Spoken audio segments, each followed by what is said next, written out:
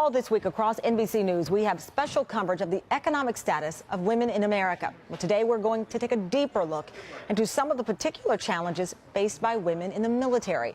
The Shriver Report, which details the financial struggles of millions of American women, found that women in the military face a higher risk of poverty and homelessness.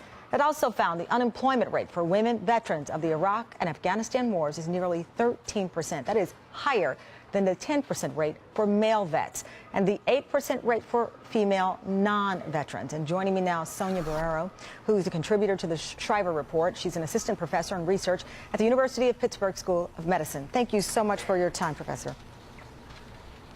Thank you for having me. Absolutely. You know, when I look at these numbers, it is stunning, and we know that our vets face many struggles, but for women veterans, the thing that really hit my heart was that they face this guilt and they face a social stigma for leaving their children and spouses behind, far more than their male counterparts face.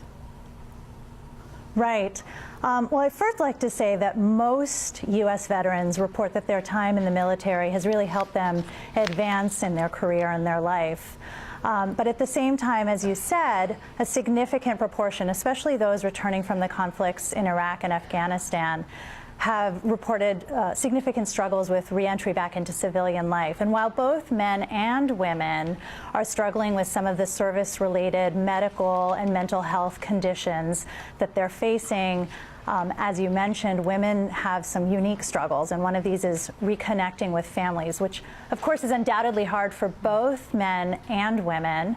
But I think because of traditional gender roles, women do face more social stigma and guilt from having left children and husbands behind. We know that the rates of divorce are significantly higher for women, service members and veterans, compared to their male counterparts. And we also know that there are more single mothers than single fathers, and of course this can contribute to financial instability. In your report, in your article as part of the Shriver Report, you write, women veterans are now the fastest growing segment of homeless population in the United States. They are at much higher risk for homelessness than their male counterparts and are almost 3 times more likely to be homeless compared to female non-veterans. Why is that the case?